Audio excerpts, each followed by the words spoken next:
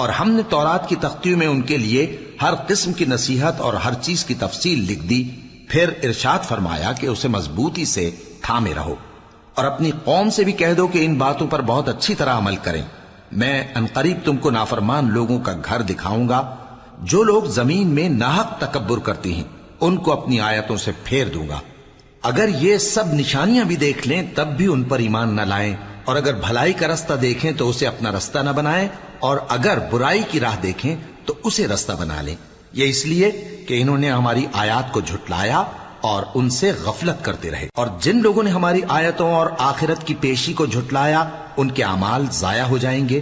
یہ جیسے عمل کرتے ہیں ویسا ہی ان کو بدلہ ملے گا. اور موسیٰ کے بعد ان کی قوم نے اپنے زیور سے ایک بچڑا بنا لیا. وہ ایک جسم تھا جس میں سے بیل کی آواز نکلتی تھی. ان لوگوں نے یہ نہ دیکھا کہ وہ نہ ان سے بات کر سکتا ہے اور نہ ان کو رستہ دکھا سکتا ہے. اس کو انہوں نے معبود بنا لیا اور اپنے حق میں ظلم کیا. اور جب وہ نادم ہوئے اور دیکھا کہ گمراہ ہو گئے ہیں تو کہنے لگے کہ اگر ہمارا پروردگار ہم پر رحم نہیں کرے گا اور ہم کو معاف نہیں فرمائے گا تو ہم برباد ہو جائیں گے. اور جب موسیٰ اپنی قوم میں نہایت غصے اور افسوس کی حالت میں واپس آئے تو کہنے لگے کہ تم نے میرے بعد بہت ہی برا کام کیا. کیا تم نے اپنے پروردگار کا حکم جلد چاہا؟ یہ کہا اور شدت غضب سے تورات کی تختیاں ڈال دی اور اپنے بھائی کا سر پکڑ کر اپنی طرف کھینچنے لگے.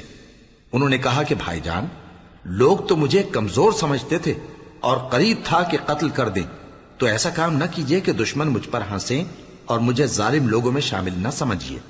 انہوں نے دعا کی کہ اے میرے پروردگار، مجھے اور میرے بھائی کو معاف کر دے اور ہمیں اپنی رحمت میں داخل کر، تو سب سے بڑھ کر رحم کرنے والا ہے. جن لوگوں نے بچڑے کو معبود بنا لیا تھا ان پر ان کے پروردگار کا غضب واقع ہوگا اور دنیا کی زندگی میں ذلت نصیب ہوگی.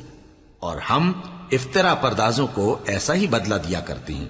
اور جنہوں نے برے کام کیے پھر اس کے بعد توبہ کر لی اور ایمان لے آئے تو کچھ شک نہیں کہ تمہارا پروردگار اس کے بعد بخش دے گا کہ وہ بخشنے والا مہربان ہے. اور جب موسیٰ کا غصہ ٹھنڈا ہوا تو تورات کی تختیاں اٹھا لیں اور جو کچھ ان میں لکھا تھا وہ ان لوگوں کے لیے جو اپنے پروردگار سے ڈرتے ہیں ہدایت اور رحمت تھی. اور موسیٰ نے اس میعاد پر جو ہم نے مقرر کی تھی اپنی قوم کے 70 آدمی منتخب کر کے کوہ طور پر حاضر کیے. پھر جب ان کو زلزلے نے آ پکڑا تو موسیٰ نے کہا کہ اے پروردگار، اگر تو چاہتا تو ان کو اور مجھ کو پہلے ہی سے ہلاک کر دیتا. کیا تو اس فعل کی سزا میں جو ہم میں سے بے عقل لوگوں نے کیا ہے ہمیں ہلاک کر دے گا؟ یہ تو تیری آزمائش ہے. اس سے تو جس کو چاہے گمراہ رہنے دے اور جسے چاہے ہدایت بخشے. تو ہی ہمارا کارساز ہے، سو ہمیں ہمارے گناہ بخش دے اور ہم پر رحم کر، اور تو سب سے بہتر بخشنے والا ہے. اور ہمارے لیے اس دنیا میں بھی بھلائی لکھ دے اور آخرت میں بھی. ہم تیری طرف رجوع ہو چکے. فرمایا کہ جو میرا عذاب ہے اسے تو جس پر چاہتا ہوں نازل کرتا ہوں، اور جو میری رحمت ہے وہ ہر چیز کو شامل ہے. میں اس کو ان لوگوں کے لیے لکھ دوں گا جو پرہیزگاری کرتے اور زکوٰۃ دیتے اور ہماری آیتوں پر ایمان رکھتے ہیں.